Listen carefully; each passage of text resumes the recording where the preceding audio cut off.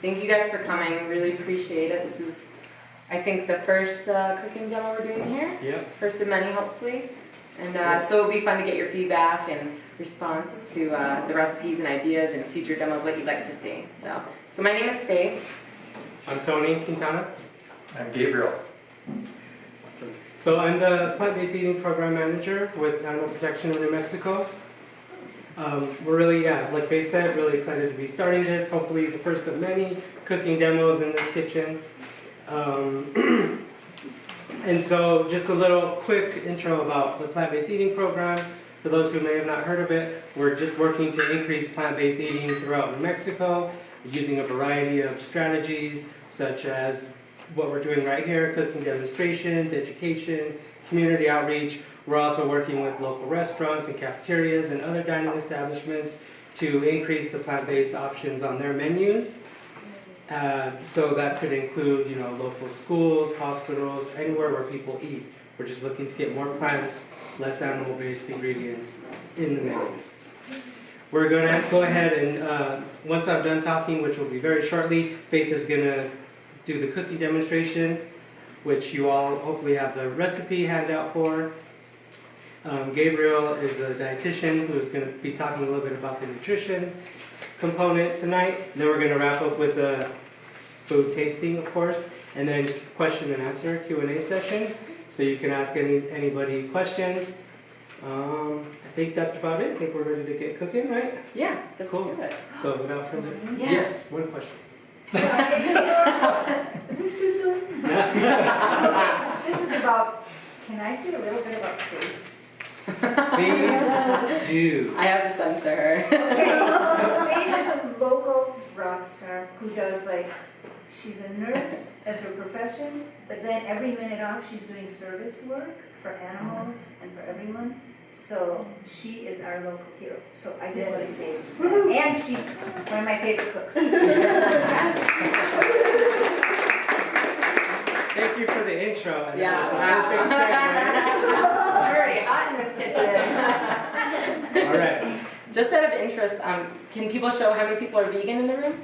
It doesn't matter. I'm just interested to know who's showing and stuff. Cool, awesome. Anyhow, I think that this is a really fun recipe because it's very basic and you can take it in so many different directions with flavors. It's soy-free, gluten-free, and delicious, most importantly. And so a comfort food for everybody, mac and cheese. And it's all plant-based, so that's why I love this recipe. And so anyhow, we'll get started. I've been watching my water boil for a while now, and so anyone who showed up early has been watching me watch my water boil. So anyhow, I'm watching water boil still for more noodles, because we're going to do two different versions. And Cody, I might have you keep an eye when you're done, just when the water boils, we'll throw more noodles in. So we're going to start with the basic recipe that you guys all have, and so the vegetables that are in this are potato, sweet potato, onion, and carrot. And seasonally, I like to do butternut squash, which is kind of fun, but I wanted to keep with the most basic. You show up at the grocery store, you can get these ingredients anytime. Or if you are short on time, these are things that a lot of people have in their pantries. So we'll go ahead and get started. I will say that for this recipe, I'm kind of obsessed with Vitamix. I think they should pay me because I use them constantly and always promote using it because it's a really great blender. They last forever. But if you don't have a Vitamix, that's okay. You can do this recipe. I just recommend soaking the cashews for the recipe, so you can soak them overnight, or a quick way is just boil water, throw them in, and let them sit for about 15-20 minutes. So it's not like you have to have this, but it's nice because it does a really good job. So I pre-boiled these vegetables so you didn't have to watch unless you were waiting here early. So I'm going to throw in a bunch of vegetables that I've already boiled here. So it's the potato, onion, sweet potato. And I'm going to do this twice, so I have twice the vegetables in here. So I'm going to make an educated guess and try to mix it up nice and even. You just want to boil until it's tender. You can put the fork in. I mean, you can't really overboil, but if you do boil it a lot, the potatoes will start to fall apart, but that's okay. And I do want to encourage, if you have questions as we go, just shout it out. All right. You didn't take the skin off the carrots? No, so I didn't skin the potatoes or the carrots. I never skin any of my vegetables because the majority of your nutrients are found in the skins of the vegetables. Most of your fiber and nutrients is in the skin and in the protection of the vegetable. So, and you can't tell the difference, so why not leave it? So we have our vegetables in there. I love cutting corners when I can, and I feel like it's healthy enough to cut corners, and I get this already squeezed lemon juice that I love, organic from Costco. So I'm going to cheat by using that. And for anyone who hasn't been to my demos before, I have the measurement. It is a tablespoon. I'm very much oh, that's a tablespoon. Glug. Yep. If you're gonna cheat, that's the only one to cheat with. Yeah, this is There's good. some horrible ones out. Yeah, there's some bad brands. This is a pretty nice one. You can get it at Costco, and it's $8.48 for 2 bottles. So, Such a dear. I know. Costco should pay you too. I know. Trader Joe's too. Look at all the Trader Joe's products I have. So we got our lemon juice, nutritional yeast. Are people familiar with nutritional yeast? I bought some, but I don't know how to use it. Yeah, you can use it on everything. It's so good. So I use it in almost all my cooking. If I'm doing soups, I throw it on top, salads. I hopefully in a future demo I'll teach you like a nut topping I do with nutritional yeast. That's like just delicious. And people from the demo always say they use it. So it adds like a richness. It's often used in vegan recipes as a replacement for cheese because it adds like that kind of cheesy nutty flavor. It has a lot of vitamin B12, it's high in protein. It's like all around a great food. Do you want to speak a little more about it for I anyone? think you said it. It's just only certain Maybe someone brands. wants to talk. I bet Brian has a whole encyclopedia about it. I have a question, since we have a dietitian. Yeah, registered dietitian. Great, okay, so, should I put the nutritional yeast into my Instant Pot for soup, at the end? Or if I put it in at the beginning and then I cook with it, am I destroying that B12? That's a good I've question. never really been sure about when's the right time to put it in. Yeah, I don't think B12 gets destroyed because, you know, people hawk animal products because, of course, that's one of the main things that we're missing in a vegan diet is B12.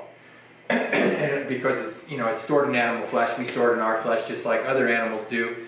And of course, you still get the B12 from the animal after it's been slaughtered and after you've cooked it to death on, you know, a skillet or in the oven or wherever you've happened to cook your meat. And so putting it on after or before you cook shouldn't make a difference with the B12. So, Right, go Is for questions. I'm gonna go B12 grab something. is there actually Myself. B12 Forgot in meat? myself.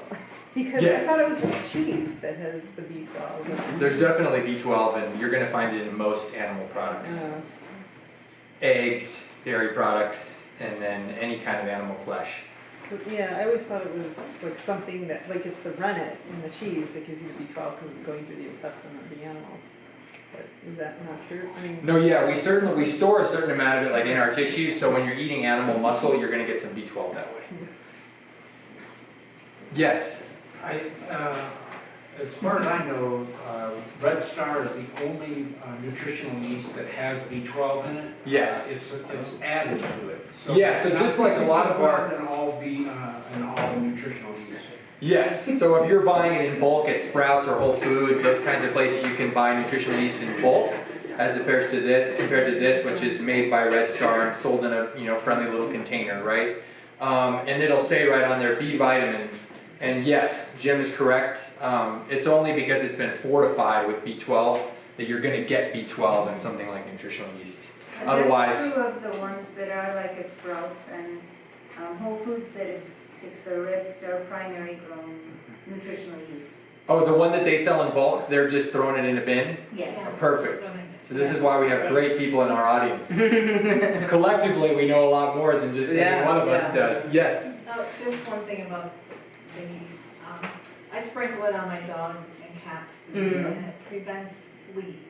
Oh, wow. So just for, yeah, it really does, and I know we don't have a big flea problem here, but sometimes we do with the rain. Yeah. So, I had read an article that had suggested, I don't think it was conclusive, but it had suggested that B12 supplements actually prevent mosquitoes from wanting to bite you as well. yeah. And I noticed when I camp, they don't really like me, so. So there's my scientific proof. And for this person who has like nutritional yeast but doesn't exactly know where to start with it, popcorn is a beautiful. Yeah, that's a good place place to start with. If you sprinkle it on popcorn, you will be so happy. It is wonderful on popcorn. Yes. So I have a long-standing argument with a vegan friend of mine. He takes supplements, and I say vegans don't eat supplements if you eat fermented foods. Am I full of shit, or is he? Well, that's a good question. Great question. We have that question. Yeah. Did you have a different question? My question Oh. is, Oh, here's the does question. fermented food have B12? Because my theory is that vegans can get B12, and I have a vegan friend who says, no, we have to take supplements. So No, that's not, I don't think that's true. I mean, B12 is in the soil too, so I a lot of times, this might gross people out. I don't always Right. wash my vegetables Yeah. because That's there's what I do. B12 all around us, and so Totally.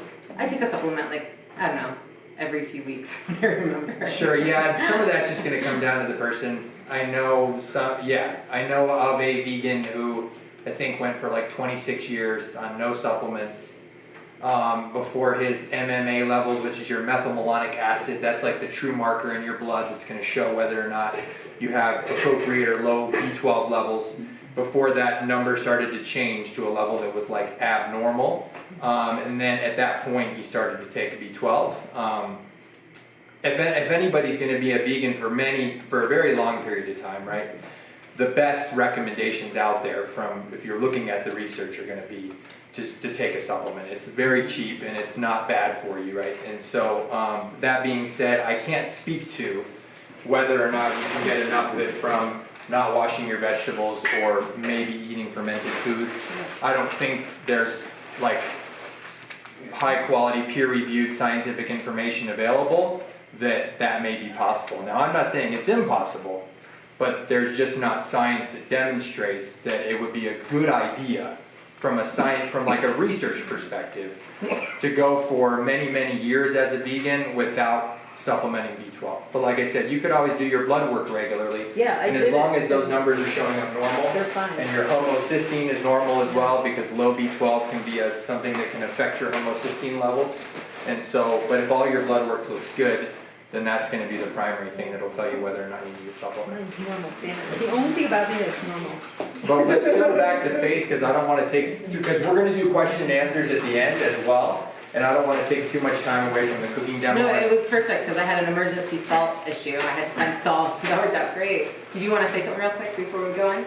Oh, well, just that I also read studies that said that even people who do eat animal products are low on B12. Yes, especially as we Soil age. is so depleted and we're an older population. And that's why So not it's not washing just a vegetables vegan probably issue. is not enough, because our soils are so depleted. Yeah. And yes, and as we age, because our acid levels go down in our stomach and we need acid to activate something called intrinsic factor, which then helps us absorb the vitamin B12 in foods, many older people their B12 levels tend to go down and down over time. And so that's why it's generally speaking just a good idea to supplement it, because supplements are one case for B12 where it's going to be more bioavailable or more easy for your body to absorb when you get it from a supplement as compared to getting it from whole foods, like getting it from animal products.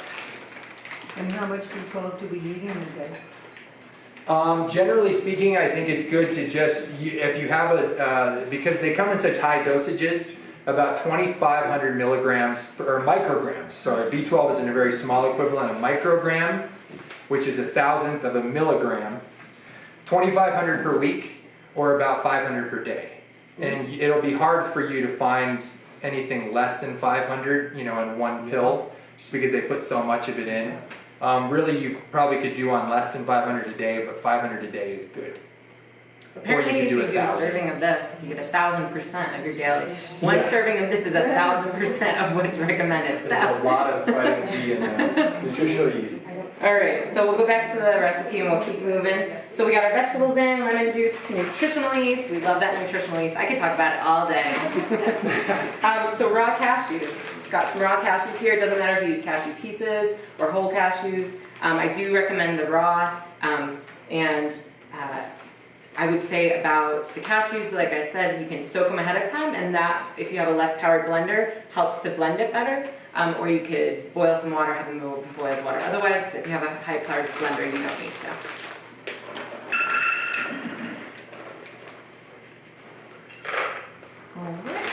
All right, now we're going to go on to our spices. And you know, all these things are meant to be adjustable. I did this kind of to my palate, but some people say I like things really salty, which I do. Salt's like my favorite. So anyhow, you can adjust these things to your preference. So I'm gonna add some salt. Calls for 1.5 teaspoons.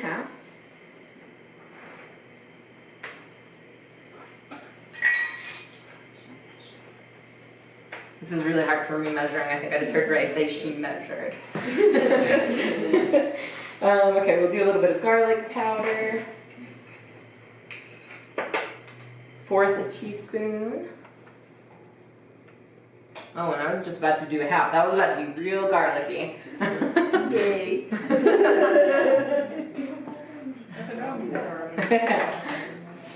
Onion powder. Is there a comment in the back?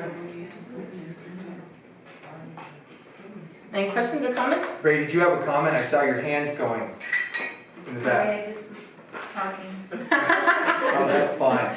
But if you have a comment, feel free, because Faith is busy, and so you could fill the silence. Well, if anyone wants cayenne, especially if all I do is use it for this recipe, I will be able to cook this mac and cheese every day for the next 2,000 years. You But can I start. calculated You it. can start a food pantry to give people cayenne when they come for their, pickup. All right, so we got all of our spices in now. Now we just need some water in there. So, I love using vegetable juice, so from the boiling. So I saved the boiled water. However, I did find in this recipe, because of the sweet potato, it tends to make it a little sweeter, the mac and cheese, if you use it. So if that's something you don't mind, you certainly can. I felt like I'll just use it for something else and just keep this like more macaroni based. Yeah. Yeah, I have a question. When you boil the vegetables, how much water do you put? It really doesn't matter, just enough to cover the vegetables. Well, because, just to cover the vegetables. Yeah. Because I was told that the vitamins of the vegetables, they go into the water. And that's why I do save the water, and that's why I do use it. I just, for this particular recipe, it tends to make it sweeter again because of the sweet potato. So, Yeah.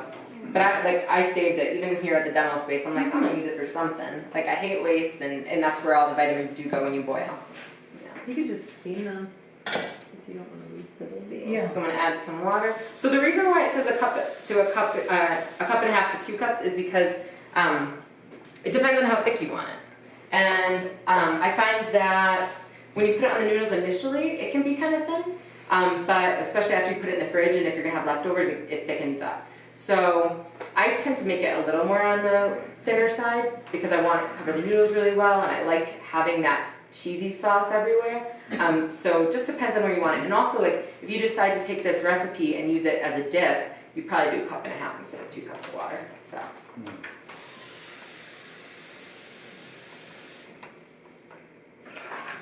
All right, we're about to have some magic of Vitamix. So this is a new Vitamix to me because I had a different one and they all perform a little differently. So if I mess up, it'll be fun. We'll all learn. Let's see. I think I know how to work it.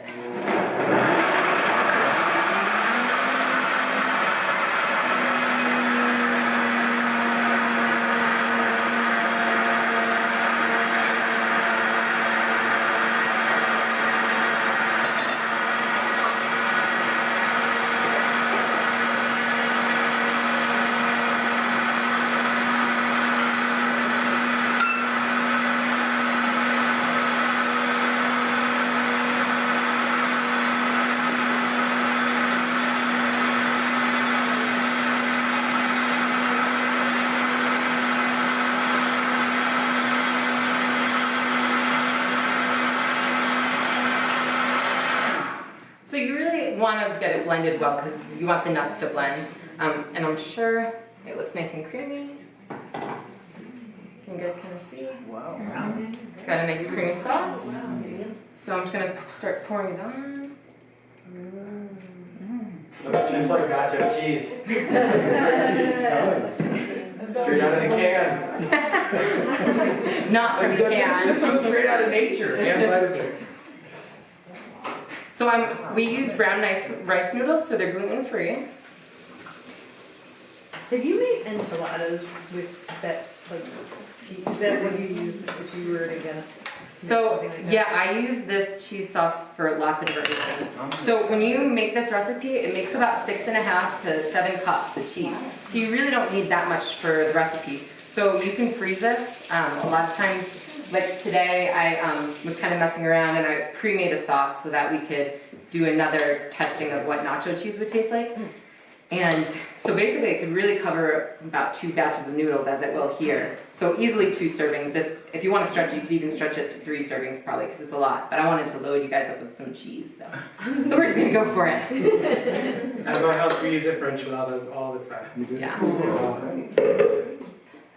Faith, you got us started on this, and we always have at least 4 containers In the freezer. So it's great because you come home and you throw it in the water to start defrosting it, and then once it's defrosted enough, you can kind of break it out, put it in a pot, and as soon as you warm it up, it reconstitutes really well, and you just make your noodles. So I always have this in the freezer. Do 2 versions. And then we're gonna do the regular version, and then who wants green chili mac and cheese? Okay. So we'll serve them both at once because we're gonna serve them on a plate. So we'll just serve them both at once. I've got another minute and 30 seconds until the noodles are done. So while the noodles are being done, we'll do the recipe again. So it's really gonna be in your head. So we're gonna make the same recipe again. So I've got my vegetables. You should ask, who doesn't want green chili? It's an easier question. It's easier to count.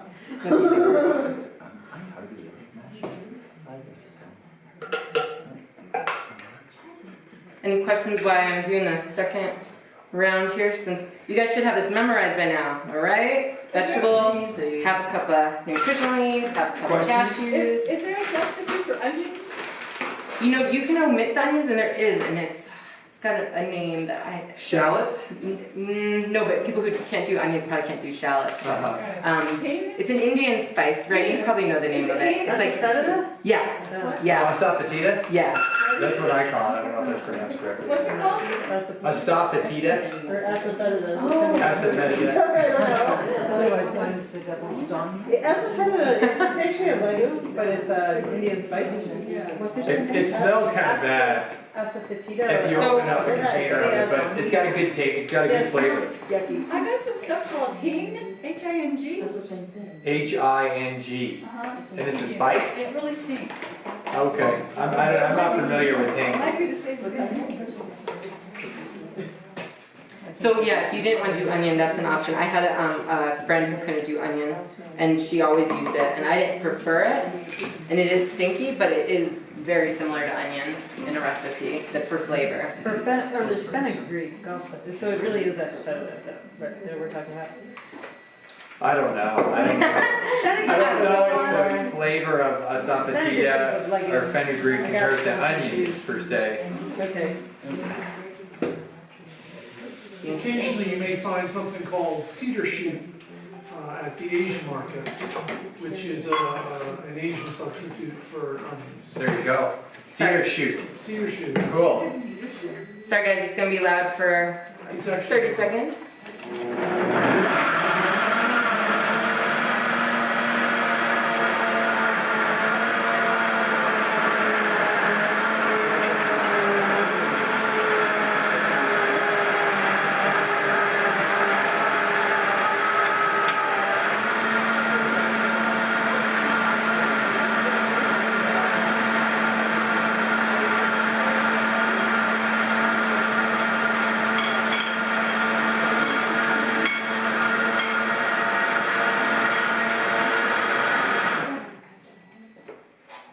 All right. So if you guys want to start serving over here, Looks like and a just nice putting the big serving on a batch. plate. 20? Are gonna be on this side? Yeah, so we'll do 20 plates. So do a half of this one, and then we're gonna do another half. So you can be pretty generous because we're gonna, you can spread it out.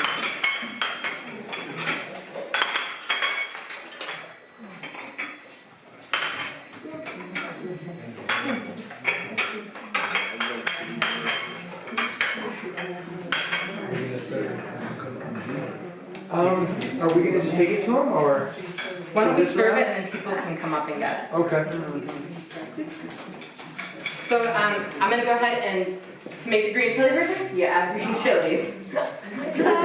I really like using the juice of the green chilies because I feel like it harbors so much flavor. So I try to put as much of the juice as I can, and it's a mild, so I think we could be pretty generous with it.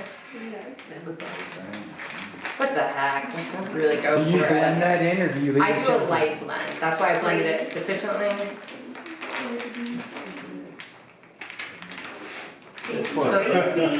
No one's stopping me. It's mild. It's mild. It shouldn't kill us, right? And it's super healthy, right? So It's got more vitamin C than orange. the more the merrier. Yeah. So I would just do now like blend it. You can always hand mix it, but I'll just lightly blend it. Perfect. All right. Now we're gonna do our next set and we'll serve and you guys can give some feedback. And then we're gonna end with some nacho cheese. Yeah. We'll test that next. Is there anybody who didn't want green chili or doesn't want to try both? Because we're going to serve a little bit of each. So we'll we'll make a few that are just the non-green chili for people that want those. Yeah, if you raise your hands now, we can serve you now and then the rest will have both. Who wants Do we have non-green any? chili? One non-green chili. All right, just one taker. There you go. I was just thinking this would be good on asparagus. The cheese sauce. I put on broccoli. Oh yeah. You could throw broccoli Good on in any it. vegetable, You could right? throw peas in it. Because I think cheese on asparagus sounds weird to me, but somehow a veggie sauce sounds really perfect. Thank you. I guess you want to just start dishing that one up and then I can just follow behind you. Yeah. Do a half this and then I'll just do a half green chili. Oh. Yeah. Looks good. I like the sounds from the audience. I mean, it's kind of amazing just from those few vegetables how much sauce you can make. It's cool. Do you have any other sort of standard sauces that you really like? Yes. I do a dressing that Ray taught me that I use as a sauce a lot of times. It's nutritional yeast. And I can tell anyone after, we can do it at another demo. But it's pretty basic. It's actually a salad dressing, but I have put it on like warm quinoa or warm rice, and it's really good in all the ways. Is that the But it's, pesto thing? and it's nutritional yeast, Bragg's amino acids, apple cider vinegar, olive oil, and water. So it's those 4 ingredients, or 5 ingredients if you count water. And Very it's not dish. oil-free. Very not oil free, but it's delicious. Cool. This is probably cheesy in it, garlic.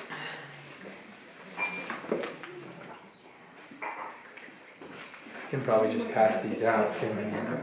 Hey, so you're gonna be doing these every week? Only if you promise to clean my dishes after. Oh, I heard it. You're up front, so you're gonna get. You can serve in the back. Do we have There's not a bowl? I think it's one of these. Yes, it's half and half. Yeah. Faye, Yes, you said nutritional yeast, Bragg amino acids, olive oil, what was the fourth one? water, apple cider vinegar. And it's 1 cup nutritional yeast, That's good for you. 1 cup olive oil, and the rest are all 1/3 cup. And you can put less oil in it. And I usually do more like maybe 2/3 a cup or 3/4 a cup of olive oil, but that was the original recipe. I'll give these to you. Did we have 20 plates up or no? There's a couple more napkins for these here. Hey Tony, did we have 20 plates up or? No, we're gonna have to dish out a few more plates. Okay, cool. I think I counted, what was it, about 16. Okay, so about 5 more or so. We're close though. The green chili just kind of lightly. I would say 2 tablespoons salt. Yeah, a little more salt. You're just like me, Jackie. Well, if you want to like imitate the, the crap macaroni and cheese. Right. No, I'm all about the salt. You're welcome. I'm sure they put buttloads of salt in there. Oh, the green And you know, chili. and Jackie's right. Jackie said she'd add more salt, and I think that this recipe when it's on its own, it's enough salt, but when you put it with the noodles, it could use probably a little extra salt. Because the noodles. So you know now, we don't need to beat ourselves up, right?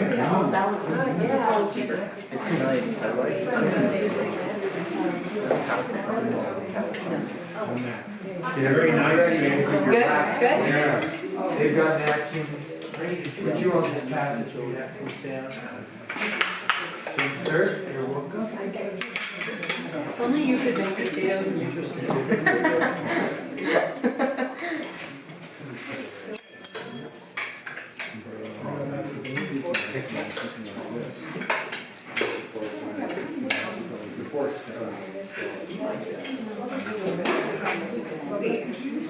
How many more folks need a plate?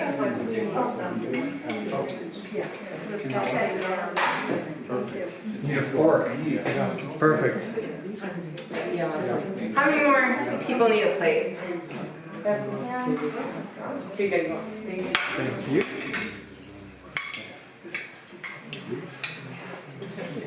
Thank you, Tony.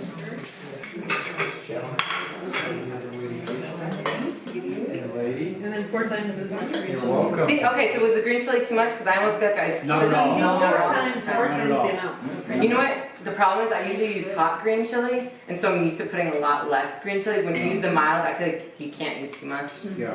How many more do we need? Last one, do we get just a? You guys too. Great. Hey, Tony, you have people's emails, right? So a few people have said they want that dressing recipe. If I send it to you, can you email it? Yeah, I can send it to everybody. Cool. Yeah. I like it. Oh my god, one. Did everyone get one? Yeah? No, that's my. My helpers need some. Thank you, yes. Sorry. Oh, I would probably do that too. All about the most. Is that it, these two? Alright, so while you guys are enjoying that, Pop salad. what's that? Yeah, pop. There's one here.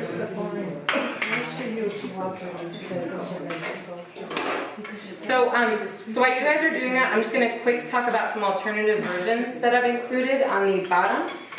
Because like I said, this recipe is intended to like take it and be creative and have fun with it. Like I said, you could throw vegetables in. If you're looking for a way to sneak in some extra protein, more fiber into it, throw a can of white beans while you're blending, or just add them after and you'll just have beans in it. It will be delicious. You can add tofu in. I mean, these things just kind of blend in and will absorb the flavor. Won't alter it much, except for it'll add more protein and fiber and those sort of things. Especially if you're looking to make it like a one-stop dish. Another kind of fun thing I sometimes do is if like I roast some cauliflower, I'll put Frank's Red Hot sauce in it, and then it's like a buffalo dip. It's a buffalo cheese. Let's see.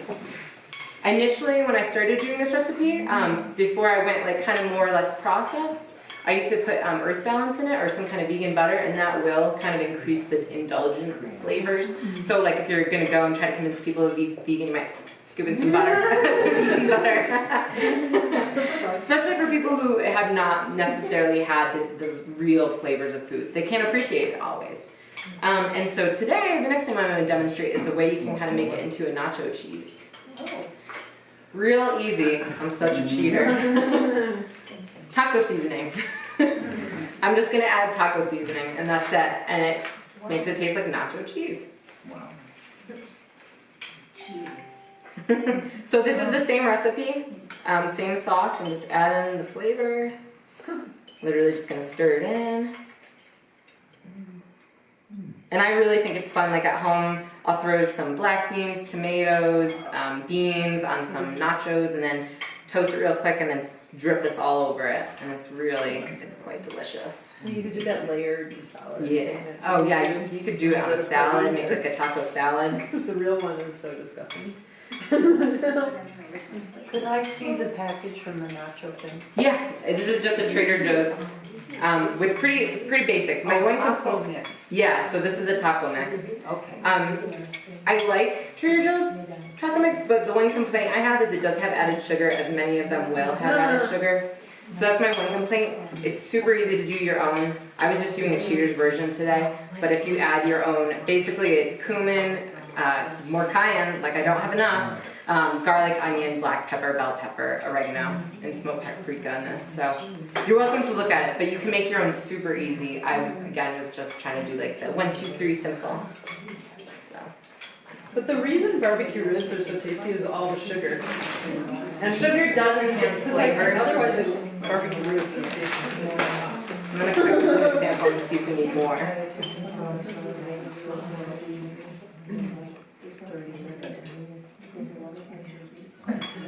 I like it. I'm gonna add some chili ash more.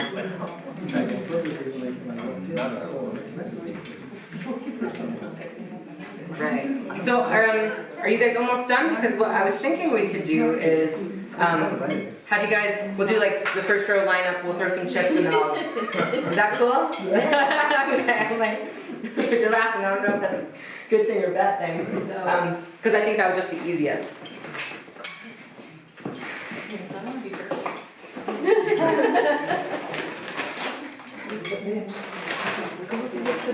Right. So if you guys want to come up and then we'll have the second row come and I'm like right in front of the camera.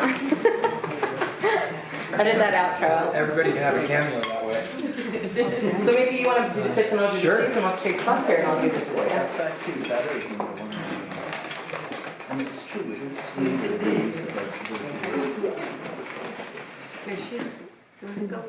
Oh, you can go. Sure, whatever.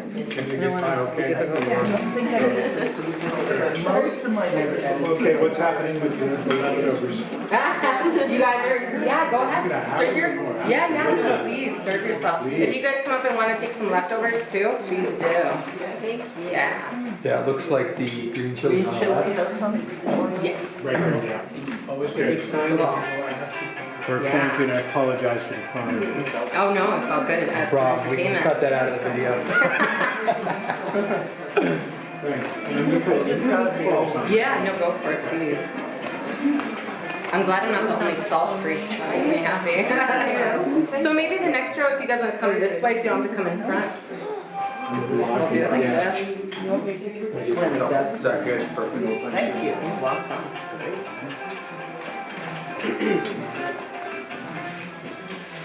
You're welcome. You're so welcome.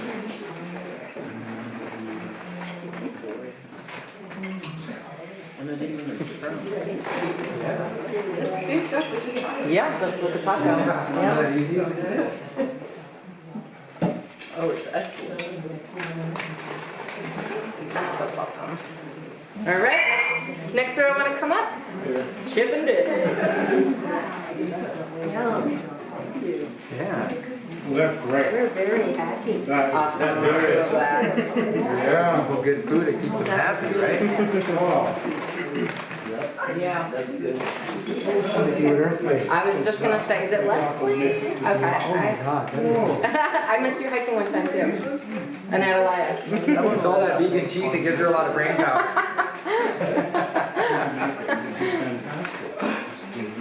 Hi, how's it going?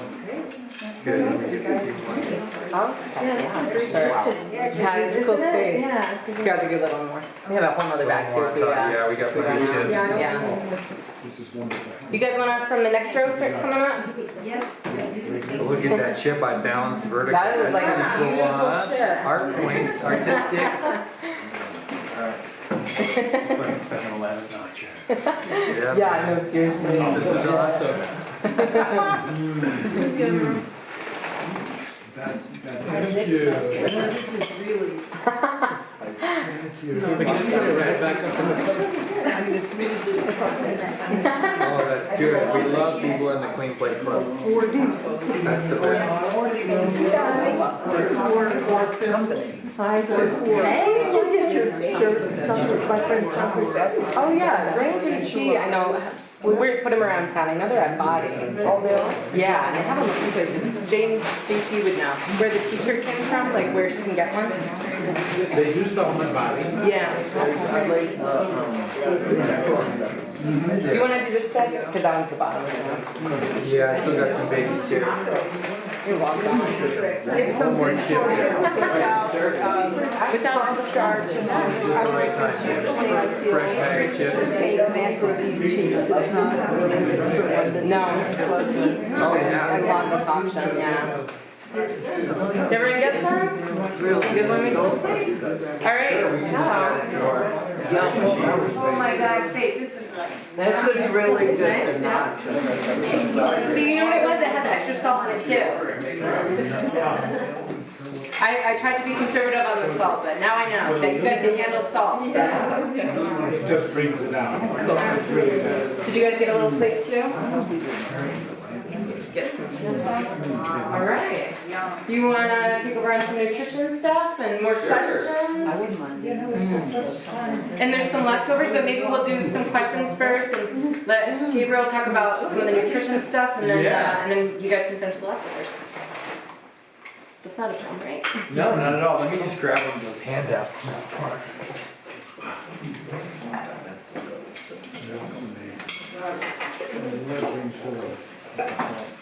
So what do you put on your nachos, black beans and tomatoes? Yeah, I throw black beans, tomatoes. Oh, don't forget avocados. Avocados, cilantro.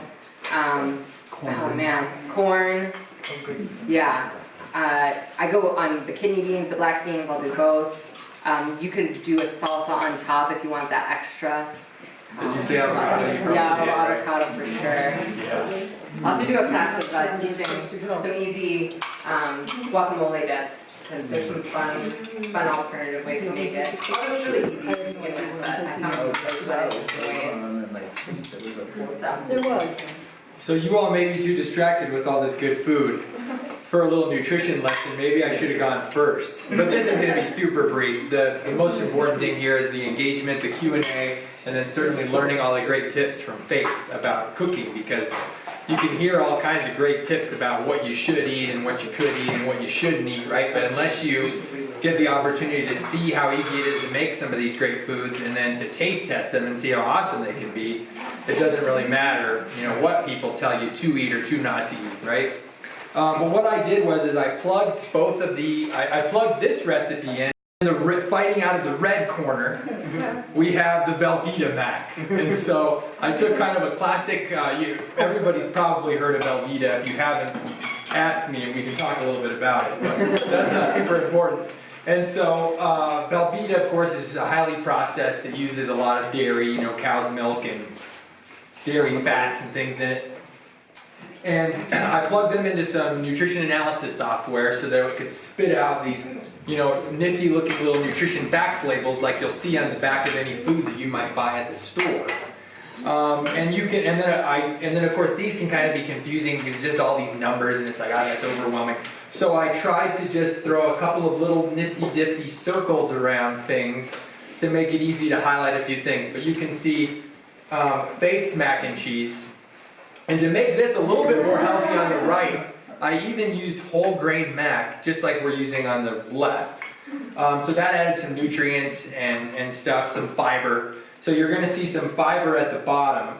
I only highlighted fiber on the APNM mac. You can see there's 8 grams of dietary fiber compared to only 4 in the other recipe, and they're getting all of that fiber from the whole grain pasta that I threw in there in the recipe. But you can see this recipe has a third of the total fat. It's got almost a tenth of the saturated fat, and saturated fat being one of the more dangerous fats, saturated and trans fats. And then you can see trans fats are by far the worst, right? Those are the ones that have the highest kind of correlation with damaging our cardiovascular system and leading us down that road toward heart attacks and strokes and things like that, which is our #1 killer in the United States. And so dairy products naturally have small amounts of trans fat, and the dairy people don't usually like to tout that fact. Now it's a small amount, it's only about 0.4 grams per serving, but that's probably still enough to do some damage to your blood vessels, right? Especially if you're eating it day after day, year after year throughout your life. And so in this recipe, of course, we're not getting any trans fat by eating these whole plant-based foods, from which this recipe is derived. And then, of course, we get a lot of polyunsaturated fats. Those are the healthy fats, the omega-3s and the omega-6s that you hear about. Of course, specifically the omega-3s. We want to get more of those and less of the other kinds of fats in our diets. And so wonderful there, we're getting the fats, some from the veggies in small amounts, and then a lot from those cashews, of course. Nuts and seeds have a lot of healthy fats, fiber, protein, that kind of stuff. Yes? Why are we not supposed to eat saturated fat, but we're supposed to eat nuts which have saturated fat? Well, nuts have a very small amount of saturated fat if you compare them to something like dairy, something like animal flesh, right? Eggs, things like that. And so it's going to be a very small amount of saturated fat that you're getting from nuts if you compare them to foods that are much higher in saturated fat, right? And then the other thing with nuts too is, in this recipe we're using a half a cup of nuts, right? Compared to all those carrots, all those potatoes, those foods that are basically have no saturated fat in them. And so a half a cup of nuts spread throughout that whole recipe, per serving you're probably only getting maybe a tablespoon or two of nuts, and so that's going to be a very small amount of fat that's actually coming from the nut when you're eating the mac and cheese. And of course predominantly you're going to find that nuts are made up of unsaturated fats as compared to saturated fats. And then of course, sodium-wise, this recipe has half the sodium as according to the tablespoon or the teaspoon and a half that Faith used. Compared to use like a tablespoon. Sure. And that's another good tip because Bill and Melinda Gates, who you've all probably heard of, they set up this awesome study. They got PhDs and research, all these really awesome researchers together from all over the world. People who specialize in doing kind of nutrition and health related research. And as a result of that study, they looked at what are the key risk factors for early death, disease, morbidity, and mortality, which is disease and death. And what they found is that not eating enough fruit was the leading cause of early death throughout the world, right? And that's really funny to hear because we always hear about how important veggies are. We know fruit's important too, but fruit's kind of a good gateway food to lead us toward other healthy ways of eating, including eating more vegetables, which we know are very important. Vegetables are wonderful. But that was the leading cause based on that tremendous study that they did, was that not eating enough fruit was the biggest reason for cutting off years of life around the world. Number 2 was eating too much salt. And I know that's bad news. I don't like to be the dietitian that just brings all the bad news. But I only bring bad news in conjunction with good news, all right? And the good news is that, like you see here, the more whole, minimally or unprocessed plant-based foods you get in your diet, of course, those foods are naturally very low in sodium because we evolved eating those foods before we had salt shakers, at every table. And so if you're filling up on those foods, they're high in fiber, they're low in sodium. If you get a little bit of extra salt in your diet to please your palate, no big deal. The other thing I do at home, because I know that too much sodium in the diet is the second leading risk factor for early death around the world, I decide to take the power into my own hands, right? And so I know that once salt's added to something, like once it's already in a can of beans or once it's already in your soup, you can't take it away, right? But you can always add it. And so I don't use any salt in my actual recipe cooking, making a sauce, making a dressing, making a soup, whatever it may be. I just wait until the recipe's all ready to go. I've plated it and I've sat down at the dinner table, and then I break out. A lot of people will say don't use a salt shaker, right? Because we know we want to lower our salt.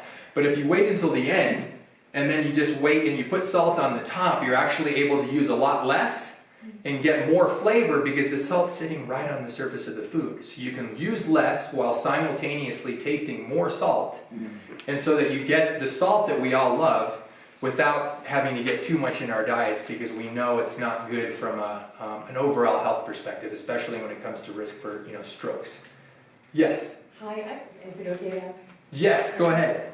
On this subject of salt, because like you, I stopped using salt almost completely, although recently I started using Himalayan sea salt, blah, blah, blah. But then I came across the thing about the lack of iodine, that iodine is really important for our health, and so I finally went out and bought this big giant thing of iodized salt because I hadn't had iodized salt in quite a long time. And I started becoming concerned. I think it has to do with brain cells.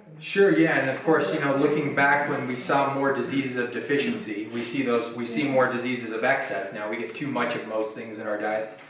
But that's what led to those goiters that you'd see on people, was iodine deficiency. course, that's very rare, but iodine is a concern, and so you can get some iodine, of course, from just using some iodized salt. Or if you don't want to use iodized salt, you can just get a supplement, and you can just take an iodine supplement, and then you know you're not getting it with all the extra sodium. The other thing is, in all of our processed foods, they're probably predominantly using iodized salt in those, so if you're using a little sauce or a little dressing or something like that, unless it says sea salt, you know you're going to be getting some iodine in that way. Oh, okay. Yes, right. For iodine, you can also, like when you're making soups and whatnot, put sea vegetable in. Mm-hmm. And if you put just, if you don't like the taste, I love the taste of it, but if you don't like the taste, just put a little in, and a little goes a long way with sea vegetables. Yeah, I think kelp and maybe seaweed. There's certain kinds, I don't know if all sea vegetables have iodine, there may be certain kinds that are lower, but for the most part, that is a good source for, you know, your seaweeds, your kelps, things like that are gonna have iodine in them. Does Yes. anybody make iodized sea salt? I don't know off the top of my I head. thought I'd seen it. It may be Yeah, around, Kane for the does. most part, like this sea salt, unless it says something like, you know, iodized, most of the time the sea salt's just gonna be sea salt and it's not gonna have, I don't think, any naturally occurring iodine. If it is, it'd probably be in very, very, very small concentrations. So it'd be better to use an iodized salt or just to take a small supplement, you know, to make sure that you're gonna get some iodine in your diet, or to get some sea vegetables, you know, some of those sea greens in your diet. And then on the back, I included a couple of other things. These were things that I learned before I even started. I went back to school when I fell in love with nutrition and adopted a plant-based diet to become a registered dietitian, so that I could spread the good word for the rest of my life about, you know, how good plants are for our bodies and for the planet and for the animals. Yes, I've heard that a very critical factor is the ratio of potassium to sodium. Do exactly. you have any? And that's what plant-based diets are so great about as well, because thank you for pointing that out, because I didn't point that out here, but I think I circled potassium and iron at the bottom. What was that? Oh, the ratio on the Velveeta one is Oh yeah, it's bad, right? double the sodium and the. But yeah, and so we're gonna get our potassium whenever we're eating fruits and veggies and whole grains and beans and stuff like that. And so the more of those plants you can pack in your diets, that's gonna kick that potassium way up. And then of course, like I say, those foods are also naturally low in sodium, that it's gonna help us prevent from having so much sodium and not enough potassium. So not to be a bummer, but the big thing that seems to be missing is the calcium in this. Sure, yeah, and so calcium's another issue, right? Yeah. Perhaps by Throw spinach in. It'll make it Oh, green. yes, yes, It'll make now, it green, but it Yeah, won't that's taste what like I'm that. thinking. you know, we have that minimum of, I think it's generally 1,000 milligrams of sodium for the general person, and then I think those needs increase a little bit for pregnant and breastfeeding women to maybe 1,200, and maybe for adolescent girls as well. But the general recs are right around 1,000 to 1,200. Those recommendations vary depending on what country you're in, so a lot of other countries don't recommend that people have that much calcium in their diets, right? Some of that may have to do with the fact that we have a very powerful dairy industry in this company. And we know that dairy foods are high, rich sources of calcium, and that's one of their big selling points from the dairy industry, right? Is that you need to get that calcium from cow's milk so you can build strong bones. But of course, if we look at the body of literature, the body of scientific evidence, that just doesn't hold up. You know, there's no good research that shows that eating a lot of, you know, dairy from cows is going to protect you from osteoporosis, is going to protect you from breaking your bones throughout life, is going to protect you from out, you know, some of the common breaks like the hip fractures and the fractures of the larger bones. The studies don't show that dairy protects you from that. And so the best thing you can do is to eat a plant-based diet. And to do weight-bearing exercises, because when our muscles have that weight-bearing exercise, whether it's walking, whether it's running, jogging, whether it's weightlifting and strength training, that's going to be the best way to force your body into that remodeling mode, where your bones are forced to rebuild themselves. And that's going to be the best way that you can prevent the breakdown of the bones that lead toward osteoporosis over time. And then, of course, the dairy industry will claim that dairy is the most bioavailable, meaning best absorbable form of dairy out there. And the truth is that's just not true. If we look at some of our dark leafy greens, spinach, but especially things like kale and collard greens. The only problem with spinach is it's a vegetable that's high in a compound called oxalates. And the oxalates are calcium binders. So when you eat the spinach, because it's high in calcium, but it's also high in oxalates, those oxalates are going to prevent some of the absorption of calcium in your gut. If you look at dark leafy greens like spinach, like collard greens and kale that are also rich in calcium, but don't have as many oxalates in them, that helps them to be actually, they're about 50% bioavailable, so you get like a 50% absorption rate from of the calcium in those other dark leafy greens that are lower in oxalates compared to only about a 30% absorption rate from the calcium in dairy. Does cooking spinach reduce the oxalates? That I don't know off the top of my head. Lemon juice would break it. I've heard lemon juice breaks down the oxalates. Okay, so maybe it's citrus is a good idea. That's not to dissuade anybody from eating spinach. It's still a wonderfully healthy food. It's full of all kinds of wonderful nutrients. It's just, if thinking about bone health, especially as we age, if you can squeeze a few of those other dark leafy greens like collards and kale into your diet that are lower in oxalates, you may get a better absorption rate of, or just kind of maximize your absorption rate of calcium. So is rhubarb bad for bones then? Is rhubarb really high in oxalates? Yeah. Oh, yeah. Yeah. It is. It is. Very high. Just because something's high in oxalates, I don't think that necessarily makes it bad for bones. It's just going to perhaps limit the absorption of calcium to some extent, right? I just wanted to Yes. mention too, one of the alternative options was to add tofu, and that's going to add calcium to the. You know, I always thought soy has a lot of calcium, but I've been using, the Trader Joe's soy milk, and it has almost no calcium Well, in it. Like yeah, it the has to be almond milk, fortified it's with added, right. The stuff that, like, they actually add, I mean, if you get the milks where they add calcium, it has more calcium even than milk, than cow milk. But, because I was making yogurt out of the, recommendation of you guys, but like now that I'm postmenopausal, I do actually have to think about calcium, and I always thought this was BS before, but I have had my injuries, and so. Instead of adding water, get a fortified milk and add it. It'll make it creamier. It'll be very similar taste if you want calcium in it. Yeah. Yeah. Like I know that the almond milk I noticed is like super high in calcium. There you go. But then that Trader Joe's soy milk I thought would be high, and it's not. Cool. Well, So that being said, I don't want to take too much of your all's time. There was some information on the back, but I won't go into that unless people have specific questions. We have no idea what that chart is. Sure. Well, this is just another representation of why plant-based diets are so important for our health. You all know we have an obesity epidemic in this country. We also just have a chronic disease epidemic, diabetes, obesity, heart disease, things like that.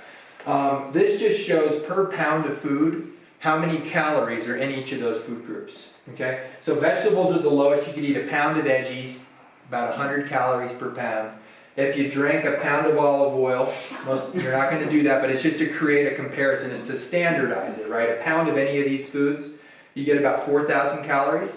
Or if you ate a pound of lard, whatever your fat of choice is. And so that's just to show, this isn't to say you shouldn't eat foods on the right of the graph, because nuts and seeds are about 3,000 calories per pound. We know those are wonderfully healthy for us, lots of protein, fiber, antioxidants, other vitamins, protein, right? But we just want to be aware of the portion sizes of some of those foods. But if you look at the foods in green, vegetables, fruits, unprocessed complex carbs, those are all your intact whole grains and root vegetables, things like potatoes and sweet potatoes. And then legumes, beans, split peas, and lentils. You can basically free feed on all those foods without having to worry about gaining weight, right? Science shows that that's why the arrow comes down at 550 calories per pound. Some pioneering research from Penn State University from a professor named Dr. Barbara Rolls. She's done all this work in these concepts of calorie density. And she's shown that naturally, if people average about 550 calories per pound, you see the lowest incidence of overweight and obesity. They just tend to be healthy weight. If they're just free feeding on kind of these more green foods and then eating the foods on the right-hand side of the graph in smaller portions or avoiding them altogether, whether it's the animal products or the junk foods, things like that. But that's not to say to cut those out entirely. It's just the more we can eat on these whole plant-based foods, they also happen to be some of the most nutrient-dense foods on the planet. So we're getting all the nutrients that our bodies are going to need to maximize health without getting more calories than we need, so that we gain, too much weight, with obesity being a risk factor for chronic disease. And then this is just a nice kind of a placemat representation of how to easily take something like this, which doesn't really show me how to eat, and actually put it into a plate. And what does CC stand for in this chart? That's just complex carbohydrate. Thank you. Yeah, but those are just going to be all your intact whole grains. If I take a wheat berry, which is a whole grain wheat, they're called wheat berries before we grind them up into flour, and I turn it into whole wheat bread, I move over to that Proc CC, which is right under that 1400 calorie. And so whole wheat bread, just like whole wheat berries, they're good for us. It's a whole grain. But because I've ground it down into flour, I've changed the surface area of that grain, I'm able to pack more calories into less space. And whole wheat bread, I could eat a pound of wheat berries, just with some berries on top, or, you could eat it savory or sweet, kind of like oatmeal. Or I could eat a pound of wheat bread, even if it's 100% whole grain wheat, 500 calories compared to 1400 calories. So that's not to say don't eat whole wheat bread, that's just to know. A lot of people love bread, and they think, I'm doing something really good for my health by eating whole grain wheat, and that's true. But if obesity or overweight is a problem, then try to choose the whole intact grain more than you're choosing the bread, if you're concerned about your weight. If you're just trying to maintain weight, or if you're wanting to gain weight, then you're wanting to pack more of these foods on the right-hand side of the graph into your diet, to make sure you're getting the calories that your body needs. Any more questions? Yes. Yeah. Is fish included with the animal products? Yeah. So animal products kind of average around 1,000 calories per pound. Some are going to be a little bit less, the leaner cuts of meat. And then some are going to be more. Any of the really fatty kind of animal products are going to be more than 1,000. They just average about 1,000 calories per pound. Whether it's any kind of meat, generally dairy foods, and then generally, your eggs, stuff like that. Yes, you had a question. Yeah, I was told to stay away from sugars, Sure. not only of white sugar, but from other products that they turn into sugar, like Yes. bread and pasta and all these things. And then I really wonder what I should eat, because, pasta and bread are some of the things that we put the sauces and all the veggies on. Sure. Yeah, so generally speaking, if you're adopting a plant-based diet, you can't, most people, unless they adopt what we call a fruitarian diet, some of you may have heard of fruitarians, where they basically just eat fruits. Sometimes they'll supplement with some nuts and seeds and like some oil, because fruits are so low in calories that you have to eat a lot of fruit to get the calories that your body needs. But all these foods that are in green here are going to turn to sugar. They all have carbohydrate in them. The thing is, there's a difference between white flours or white sugar and something like brown rice, right? A whole intact grain, or legumes, beans, or potatoes, things like that. They have all that fiber that comes with the carbohydrate. And the fiber helps prevent a real rapid absorption of those sugars into your bloodstream, so that you don't get those spikes in blood sugar, which will lead then to those rapid dips in blood sugar, which can be dangerous. You don't want your blood sugar to be super high. You also don't want your blood sugar to be super low. But when you're eating all of these high fiber foods, these foods, in study after study after study, have been shown to be very good for blood sugar control, as opposed to being detrimental for blood sugar control. And so just because something turns to sugar, that doesn't mean it's unhealthy. Because glucose is the most basic form of sugar, and that's the primary source of energy that our body uses to do the work that we do on a daily basis. Moving around, cooking, working, thinking, that's all glucose. And so our bodies need sugar to do all of our life functions, right? It's a primary nutrient that we use for energy. And so it's just what sources are we getting those sugars from? There's more healthy, kind of more natural sources, and then there's more highly processed sources. And in general, the more natural whole sources of carbohydrates are going to be more health promoting.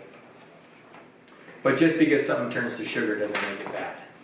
I'll just say real quick, if we have more questions related to the recipe and the ingredients, otherwise maybe I'll start cleaning up and people can address individual questions. That's what I was gonna say. Yeah. After we wrap up Because we the- have lots